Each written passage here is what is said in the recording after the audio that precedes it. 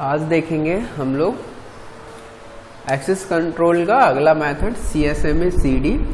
CSMA means होता है career sense multiple access, ठीक है, और CD मीन्स होता है कोलिजन डिटेक्शन। ठीक, तो इसमें क्या है, दो केस होते हैं, एक होता है एवरेज केस लेके चलते हैं, एक होता है वर्स्ट केस लेके चलते हैं। ठीक है, तो सबसे पहले एवरेज केस लेके चलते हैं कि ये एक सोर्स है, ये एक मतलब ये सेंडर है, ये रिसीवर है, और भी डिवाइसेस कनेक्ट हैं X और Y। ठीक है, अब क्या है कि सेंडर को मैसेज भेजना है। ठीक, ये जो पॉइंट है, ठीक है, जहां वो कनेक्ट होते हैं उस पर्टिकुलर उससे ये पॉइंट, ठीक, ये कहलाता है कैरियर। ऐसे यहाँ पर ये है कैरियर। ठीक है, कैरियर वो पॉइंट होता है यहाँ पर कोई भी डिवाइस कनेक्ट होते हैं, इसके लिए ये कैरियर होगा, इसके लिए ये कैरियर होगा।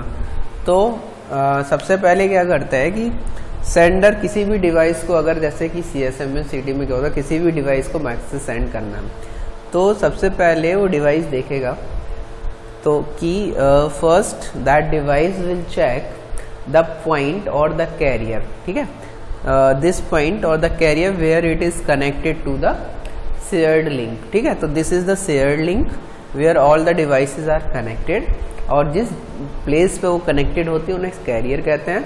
तो सबसे पहले अगर सेंडर को मैसेज सेंड करना है तो वो अपने कैरियर पे चेक करेगा क्या कोई मैसेज फ्लो तो नहीं हो रहा।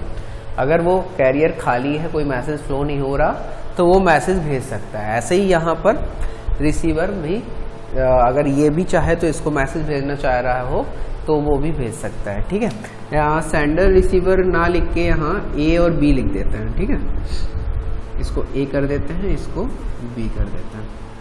ठीक, तो ये A और B डिवाइस हो गया। सेंडर रिसीवर मीन्स हो जाता है वही सेंड करने वाला। ठीक है, अब A इसको मैसेज सेंड करना चाहता है और B इसको मैसेज सेंड करना चाहता है। तो मान के चलते हैं सबसे पहले एवरेज केस में क्या होता है, A ने मैसेज सेंड करना स्टार्ट किया और B ने भी उसी टाइम मैसेज सेंड करना स्टार्ट किया।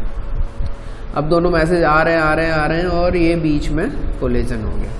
कोलिजन का मतलब है कि जैसे एक लिंक पे दो से ज़्यादा सिग्नल्स ट्रेवल करते हैं तो वो डिस्टॉर्ट हो जाते हैं। ठीक है, जैसे ये है तो यहाँ से ये सिग्नल जा रहे हैं, यहाँ से ये आ रहे हैं। ठीक है, तो यहाँ 101 कुछ था, यहाँ 101 था, अब पता चला ये दोनों पता नहीं क्या बना दिए, 101 सब मैसेज ही खत्म हो गया। ठीक है, तो इस तरह से जो ओरिजिनल मैसेज होता है वो डिस्टॉर्ट हो जाता है। ठीक है, तो इसको कोलिजन कहते हैं। तो इस केस में क्या है कि हमें चाहिए होता है कि जब भी कोई मैसेज सेंड हो रहा है किसी शेयर्ड लिंक पे, तो वो अदर डिवाइसेस के द्वारा जो मैसेज सेंड किया जा रहा है उसके साथ कोलिजन ना हो या कोलाइड ना करे। ठीक है, तो एवरेज केस में क्या है, उसी टाइम पे A ने मैसेज सेंड किया, उसी टाइम पे B ने मैसेज सेंड किया, यहाँ पर कोलिजन हो गया। और ये तो हो गया कोलिजन होने का। अब इसमें क्या होता है, कोलिजन डिटेक्शन भी होता है। तो कोलिजन डिटेक्शन का मतलब है जैसे ही कोलिजन हुआ तो एक जैम सिग्नल होता है, इसका नाम रख दे वो जैम सिग्नल। तो ठीक है, तो मतलब एक सिग्नल है या एक मैसेज है वो उन डिवाइस के पास जाता है कि भैया अब कोलिजन हो गया है, ठीक है, कुछ प्रॉब्लम आ गई है। तो वो सिग्नल वापस ट्रेवल करता है A तक आता है और फिर A को पता चलता है कि कोई कोलिजन अगर हुआ है, ठीक है, इस लिंक पे। ठीक, अभी ये इसमें ये नहीं पता चलता कि उसी के कारण अगर हुआ है, बस ये पता चलता है कि कोई कोलिजन अगर हुआ है तो अभी वो मैसेज सेंड नहीं करा, बस इतना सा होता है उसका काम। ठीक है, बस ये इन्फॉर्मेशन देना कि कोलिजन हुआ है। तो अब देखो कि जैसे A मैसेज इस वाले एवरेज केस में जैसे मैसेज सेंड करता है तो यहाँ से A से B तक पहुँचने का टाइम होता है TP, मतलब प्रोपोगेशन टाइम। अगर A B को मैसेज सेंड कर रहा है तो यहाँ तक जाने का टाइम था TP, तो आधे दूर तक पहुँच पाया तो इसको कहेंगे TP/2, इतना टाइम लगा। ठीक है, अब यहाँ से इसको भी TP/2 टाइम लगा। ठीक है, अब यहाँ से जब कोलिजन हुआ तो यहाँ से वापस इसके पास तक इंफॉर्मेशन आने में फिर से कितना टाइम लगेगा, TP/2। तो टोटल कितना टाइम लगा कि एक ने मैसेज सेंड कर रहा है और पता चल गया A को कि कोई मैसेज सेंड किया A ने या B ने, और उन दोनों डिवाइसेस को ये पता चला कि उसके जो लिंक है उस पर कोलिजन हो गया। ठीक है, तो टोटल टाइम कितना लगा, इन दोनों को जब ऐड करेंगे तो TP टाइम लगेगा। एवरेज केस में क्या होता है कि अगर कोई A डिवाइस मैसेज सेंड करता है तो उसको TP टाइम बाद पता चल जाता है कि कोलिजन हुआ है। ठीक है, बट वर्स्ट केस में क्या होता है, वर्स्ट केस में जैसे ये सोर्स ये एस है, ये आर है, सेंडर रिसीवर नहीं कहेंगे, बस दो डिवाइस है, एक एस है एक आर है। तो क्या होता है, एस मैसेज सेंड करता है, जैसे ही वो मैसेज आर तक पहुंचने वाला होता है और जस्ट उसके फ्रैक्शन ऑफ सेकेंड से मिली सेकेंड या कितने भी सेकेंड पहले बस वो पहुंचा कि उसने आर ने भी मैसेज सेंड किया।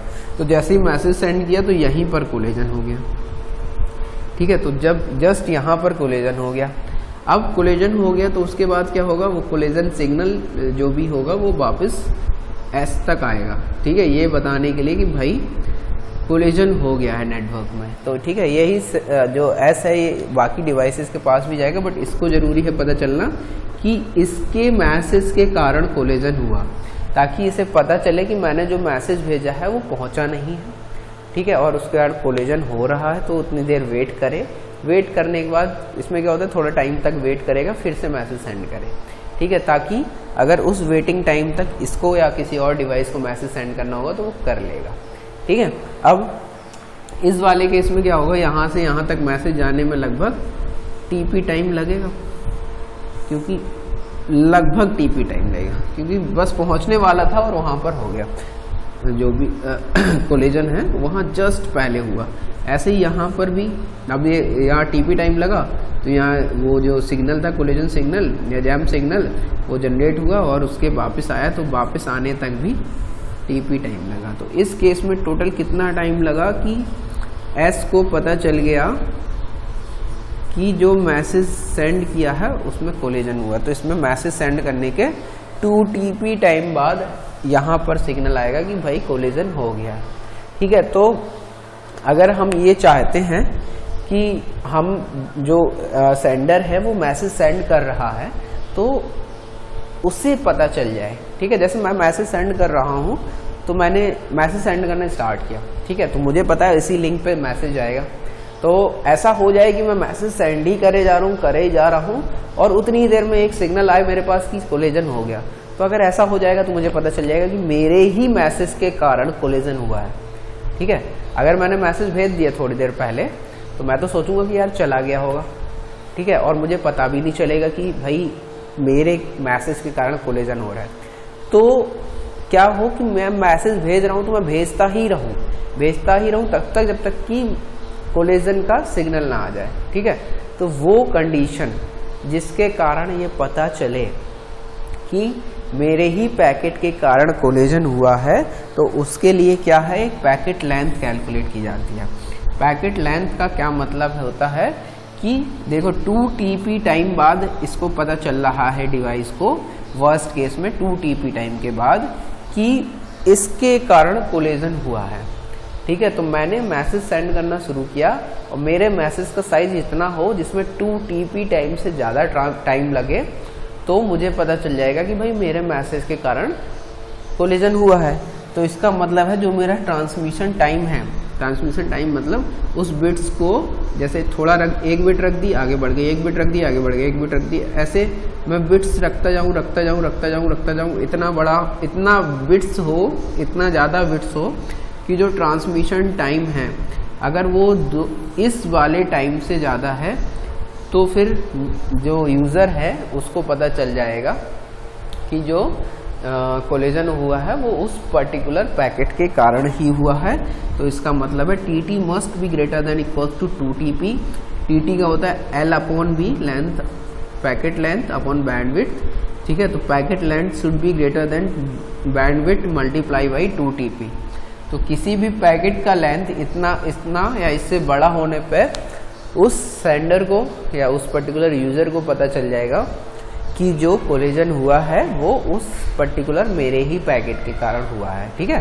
तो ये अगर पैकेट लेंथ कैलकुलेट करने का फॉर्मूला है, क्वेश्चन पूछा जा सकता है इस पर डायरेक्टली, और ये कॉन्सेप्ट भी क्लियर होना चाहिए, ठीक है। अब आगे चलेंगे, नेक्स्ट टर्न पे हम निकालेंगे इसका आगे, इसी के अगले पार्ट में देखेंगे एफिशिएंसी कितनी होती है CSMACD की, ठीक है। Thank you.